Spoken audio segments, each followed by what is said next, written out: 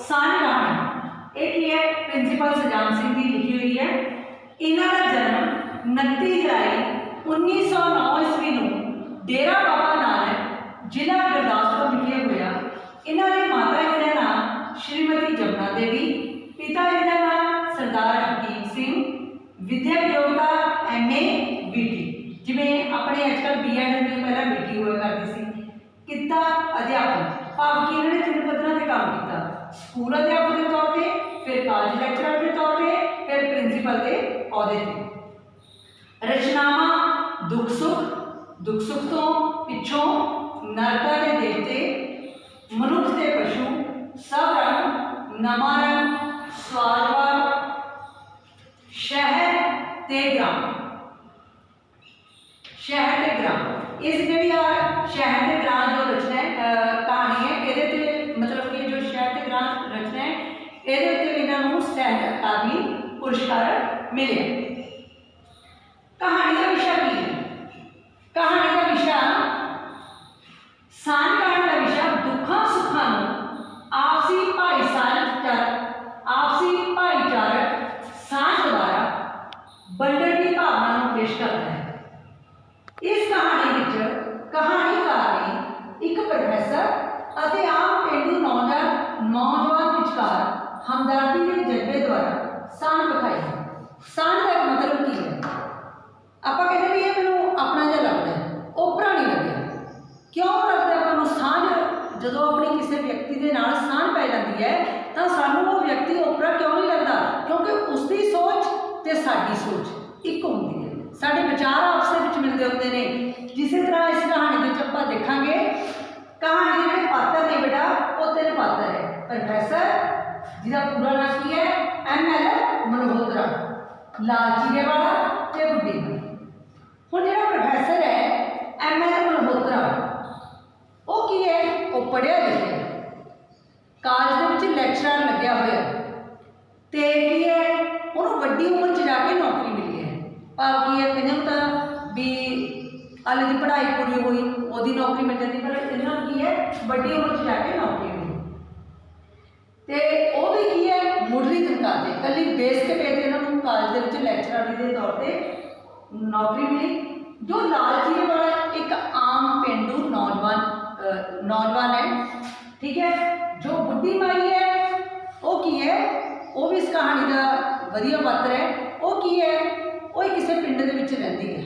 वह पिंड केड़ा है? सहेड़ा पिंड है।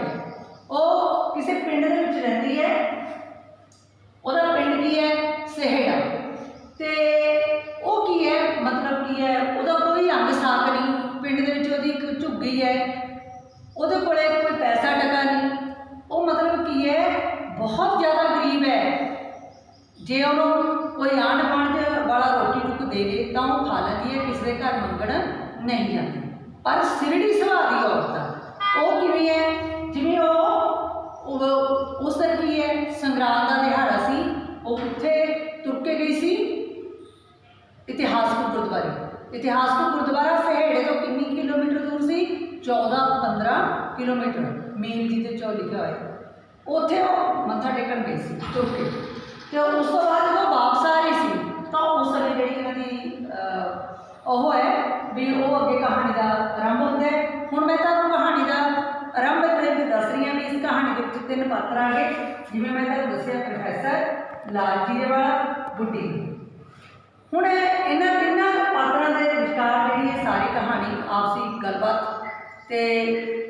होती है तो 3 पात्रों के नाल सारी जी कहानी है वो पूरी होती है। हुण सब तो पहला जो आप कहानी का आरंभ करते हैं तो वो प्रोफैसर है जोड़ा साइकिल से की है घरों जा रहे हैं, घरों जा रहे हैं कितने मतलब सॉरी जोड़ा प्रोफैसर है वो अपने कॉलेज तो वापस घर आ रहे हैं। तो की है वो आदत है भी पैडल से जोर नाल पैर रख के चढ़ते जेडे उन्होंने रस्ते की आ रही ने रुकावट केड़ियां भी जेडे एक तो चढ़ाई वाला रस्ता है, ठीक है, दूसरा रस्ते च घोड़े है, सड़क नहीं साफ हैगी, तो तीसरा की है भी मतलब की है किते किते पानी खड़ा है जिदियां घराड़ां चलियां होंगे ने वो फिर एक तो चढ़ाई वाला रस्ता होवे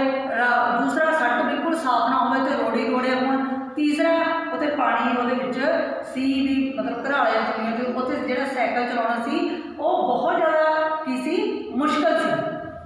तां फिर की सी भी वो जिहड़ा साइकिल चलाउणा उत्थे ज़्यादा मुश्किल सी, ये उत्थों मतलब की है बड़ी मुश्किल दे नाल एक की है जेठ का महीना पूरी गर्मी पै रही सी, जेठ का महीना सी ते पूरी गर्मी पै रही सी, पसीनो पसीनी होया मतलब ये साइकिल चलाउंदा आ रहा सी।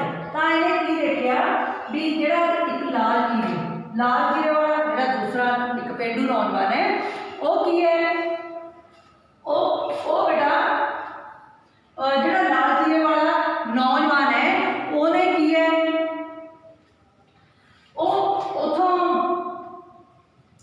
ਉਹਦੇ ਕੋਲ ਦੀ ਉੱਥੋਂ ਦੀ ਮਤਲਬ ਉਹ ਲੰਘਿਆ ਉਦੋਂ ਅੱਗੇ ਹੁੰਦਾ ਤਾਂ ਉਹਨੂੰ ਜਿਹੜੀ ਬੁੱਢੀ ਮਾਈ ਹੈ ਉਹਨੂੰ ਮਦਦ ਉਹ ਤੋਂ ਮੰਗਦੀ ਹੈ ਤਾਂ ਕੀ ਕਹਿੰਦੀ ਹੈ ਉਹ ਕਹਿੰਦੀ ਹੈ ਵੀ ਭਾਈ ਉਹਨੂੰ ਮਤਲਬ ਪ੍ਰੋਫੈਸਰ ਨੂੰ ਸੁਣਿਆ ਕੁਝ ਨਹੀਂ ਪਰ ਉਹਨੂੰ ਪਤਾ ਲੱਗ ਗਿਆ ਵੀ ਇਹਨੇ ਲਾਲ ਜੀਰੇ ਵਾਲੇ ਤੋਂ ਕੁਝ ਮਦਦ ਮੰਗੀ ਹੈ, ਠੀਕ ਹੈ। ਤੇ ਪਰ ਉਹ ਲਾਲ ਜੀਰੇ ਵਾਲੇ ਨੇ ਕੀਰਾ ਮਤਲਬ ਬੇਟਾ ਪੱਗ ਲਾਲ ਪੱਗ ਵਾਲਾ ਉਹਨੇ बिना कुछ कहे वो अगे चला गया तो अगे चला गया तो फिर की होया जिहड़ा वो बुढ़ी औरत सी वो उस तरह तुरती गई तो जिहड़ा प्रोफैसर सी वो बड़ा हो गया वो मतलब बुढ़ी माई ने कुछ नहीं बोलिया लाल जीरे वाले वो चल गई वो अपनी चाल चलती गई। जब वो नेड़े फिर प्रोफैसर पहुंचा तो फिर बुढ़ी माई ने फिर अपने कान खड़े कर ले क्योंकि तो मदद मंग रही सी, दोपहर का समा सी, डाढी धुप सी, दूसरा जो बुढ़ी औरत सी पैर नंगे सन भुब्बड़ वर्गी होगी ते रेते ते पता नहीं वो किवें तुर रही सी। तो प्रोफैसर का जिहड़ा मन सी वो पिघल गया, उन्हें प्रोफैसर को की किया बे वीरा भी मैं उत्थे जाना तू मैनूं लै चल। तो प्रोफैसर ने कहा मैं तो शहर जाना, वो कहती भी मैनूं तू की कर उस शहर तक ही लै चल। तो प्रोफैसर ने सोचा भी मैनूं ये जवाब दे देगी भी मैं किहड़ा उत्थे उहदे पिंड जाना सेड़े भी, पर उन्हें एवं कुछ ना किया। तो मतलब वो कहती मैनू तू उत्थे तक ही मतलब लै चल। तो उन्हें जो हाँ कर दी भी ठीक है भी मैनू उत्थे तक लै चल। तो उन्हें की किया उन्होंने बुढ़ी माई को जिहदी इन्नी माड़ी हालत सी मतलब की है एक होंदे ना एक तो वैसे वो बहुत कमज़ोर औरत सी, दूसरा जिहड़े उहदे कपड़े सी वो इन्ने मैले कचैले सी भी जिहड़े ਉਹਦੀ काली सुथन सी भाव सलवार सी ਉਹਦੇ कहानीकार दसदा भी कोई 100 टाकियां लगिया होंदियां ते इन्नी खस्ता हाथ सी वो तो वह जी कुर्ता सी जिहड़ी गहां चुन्नी लई सी वो तंदो तंद भाव की फटी हुई सी ते मैला कचैला जिहा ਉਹਦੇ कोल झोला सी, ठीक है। तो प्रोफैसर ने उस तरस खा के मतलब की है उसनों अपने ਉਹਦੇ नाल बिठा लिया। तो फिर की है जदों प्रोफैसर ने उसनों उत्थे बिठा लिया पहला प्रोफैसर के मन च आया कि मैं इसनों बिठाउंदा नहीं ऐ करदा मैं इसदी ना पैसे दे के मदद कर देना।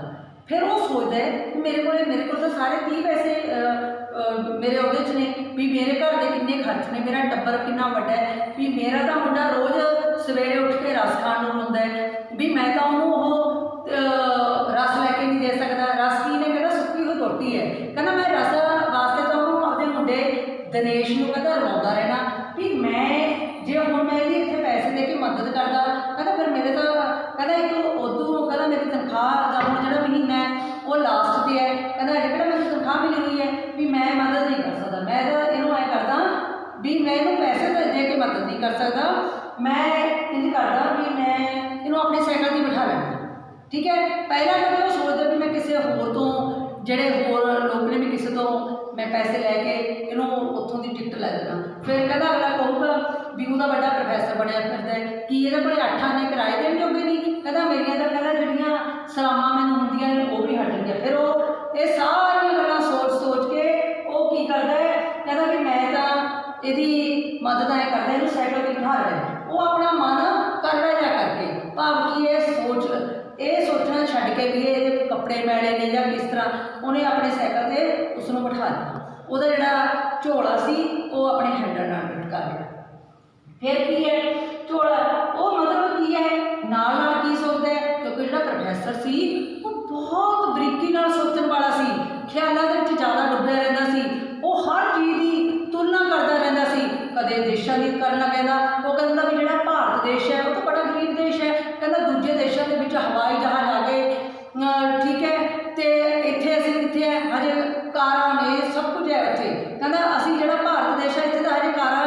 ਜਿਹੜੇ ਸਾਈਕਲ ਨੇ ਉਹ ਵੀ ਪੂਰੇ ਲੋਕਾਂ ਕੋਲੇ ਨਹੀਂ ਹੈਗੇ। ਤਾਂ ਮਤਲਬ ਕੀ ਹੈ ਵੀ ਕਹਿੰਦਾ ਅਸੀਂ ਤਾਂ ਇਹਦੇ ਸਾਈਕਲ ਤੱਕ ਹੀ ਉਹ ਸੀਮਤ ਆ ਵੀ ਉਹ ਦੇਖ ਜਿਹੜੇ ਕਿੱਥੇ ਤੱਕ ਤਰੱਕੀ ਕਰਕੇ ਫਿਰ ਰਹਿੰਦਾ ਹੁੰਦਾ ਜਦੋਂ ਬੱਸ ਕੋਲੋਂ ਦੀ ਧੂੜ ਪੜਦੀ ਉਹਦੇ ਕੋਲੋਂ ਲੰਘ ਜਾਂਦੀ ਹੈ, ਸਾਰੀ ਮਿੱਟੀ ਘਟਾ ਉਹਦੇ 'ਤੇ ਪੈਂਦਾ, ਫਿਰ ਉਹ ਬੜਾ ਪਰੇਸ਼ਾਨ ਹੁੰਦਾ ਹੈ, ਠੀਕ ਹੈ, ਆਪਣੀ ਗਰੀਬੀ 'ਤੇ ਉਹ ਝੂਰਦਾ ਹੈ। ਚਲੋ ਇਹ ਸਭ ਕੁਝ ਚੱਲਦੇ ਚੱਲਦੇ ਜਦੋਂ ਬੁੱਢੀ ਮਾਈ ਨੂੰ ਪਿੱਛੇ ਸਾਈਕਲ 'ਤੇ ਬਿਠਾ ਕੇ ਜਾ ਰਿਹਾ ਹੁੰਦਾ ਹੈ ਤੇ ਨਾਲ ਹੀ ਉਹ ਲਾਲ ਜੀਰੇ ਵਾਲੇ ਨੌਜਵਾਨ ਬਾਰੇ ਸੋਚਦਾ ਹੈ। ਕਹਿੰਦਾ ਕੀ ਸੋਚਦਾ ਹੈ? ਕਹਿੰਦਾ ਜਿਹੜਾ ਲਾਲ ਜੀਰੇ ਵਾਲਾ ਇਨਸਾਨ ਹੈ ਉਹ ਵਿਅਕਤੀ ਸੀ ਜਾਂ ਉਹ ਨੌਜਵਾਨ ਹੈ, ਕਹਿੰਦਾ ਉਹ ਪੱਥਰ ਦੇ ਇਨਸਾਨ ਹੈ। क्यों? क्योंकि उसने बुढ़ी ने उसको मदद मंगी सी, उसने उन्होंने कुछ कहा तक भी नहीं, वो बिना मदद किए वो चला गया। ठीक है, ये सोचता मतलब वो क्योंकि जिथे उन्हें शहर जाना सी अपने वो सारा उतों मीरक से जो अपने शहर गया उत्थे मतलब तो की है वो अजे बुढ़ी अपने साइकिल तो बुढ़ी माई को अपने साइकिल तो उतार ही लिया सी। जो वो बुढ़ी माई को लैके जा रहा सी ना ਉਹਦੇ ਮਨ ਦੇ ਵਿੱਚ ਇੰਨੇ ਕੁਝ ਚੱਲ ਰਿਹਾ ਸੀ। ਕਦੇ ਉਹ ਸੋਚਦਾ ਵੀ ਜੇ ਮੇਰਾ ਟੱਬਰ ਵੱਡਾ ਨਾ ਹੁੰਦਾ ਮੈਂ ਤਾਂ ਇਸ ਬੁੱਢੀ ਮਾਈ ਨੂੰ ਆਪਣੇ ਘਰੇ ਲੈ ਜਾਂਦਾ, ਠੀਕ ਹੈ, ਵੀ ਮੈਂ ਆਪੇ ਇਹਦੀ ਸਾਂਭ ਸੰਭਾਲ ਕਰਦਾ। ਕਿਉਂਕਿ ਜਦੋਂ ਬੁੱਢੀ ਮਾਈ ਉਹਦੇ ਪਿੱਛੇ ਬੈਠੀ ਸੀ ਤਾਂ ਉਸਨੇ ਗੱਲਾਂ ਗੱਲਾਂ 'ਚ ਉਸ ਤੋਂ ਸਭ ਕੁਝ ਪੁੱਛ ਲਿਆ ਸੀ। ਉਸਨੇ ਦੱਸ ਦਿੱਤਾ ਸੀ ਕਿ ਮੇਰਾ ਕੋਈ ਅੰਗ ਸਾਕ ਨਹੀਂ, ਕੋਈ ਮੇਰਾ ਰਿਸ਼ਤੇਦਾਰ ਨਹੀਂ।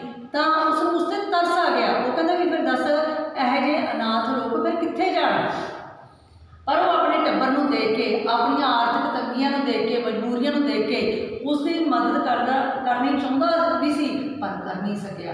तो ठीक है, और तो उतों बड़ा जो लाल जीरे वाला मतलब प्रोफैसर उन्होंने शहर जाके जिथे वह मतलब घर आ जाता है उस शहर में बुढ़ी को उतार नहीं लगता है।